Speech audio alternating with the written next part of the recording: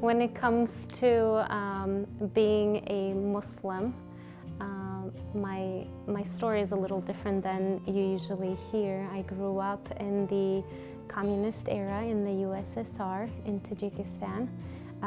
Muslim majority country, but during the USSR, religion was hushed down. And that was for 50, 60 years, so it was enough time to completely wipe out Islamic knowledge. So I grew up in a non-practicing Muslim, so they always said, you know, as long as you believe in your heart, that's good enough. And then worship and practice was saved for after you retired. But I was different in that I was a little girl and I was interested in spirituality and faith and Islam. I remember one of my earliest experiences.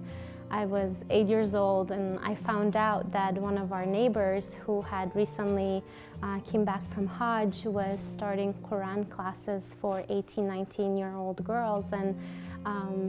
And here I am, like, I need to get into that class. So I forced my grandma to go to that neighbor and have him, you know, take me into that class. And he did, he agreed. And here I was sitting on a round table with a bunch of 18, 19-year-old girls, and then me, an 8-year-old, studying Quran. And I remember thinking, this is so amazing. I need this with my group of girls. And so I recruited 6, 7 girls and had the instructor create another class just for us little girls. And then when I was 10 years old, we immigrated to the United States.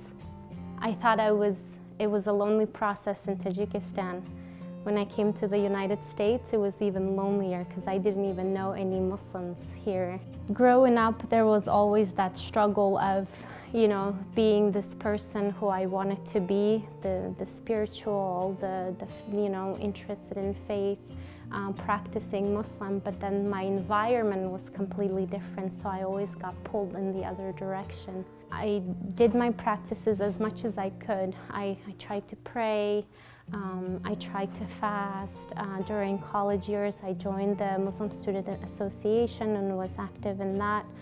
But still, I would be pulled and then try to kind of like going against the grain, right? And then, but still being pulled in the other direction. And it took me a long time. It took a lot of self-reflection and journaling and really reaching in for me to finally realize that as long as I was connected within, that I found my core, I didn't need to make a hard choice between this world and that world, or I didn't feel like it was easy for me to let go and be pulled in the direction I didn't want to go.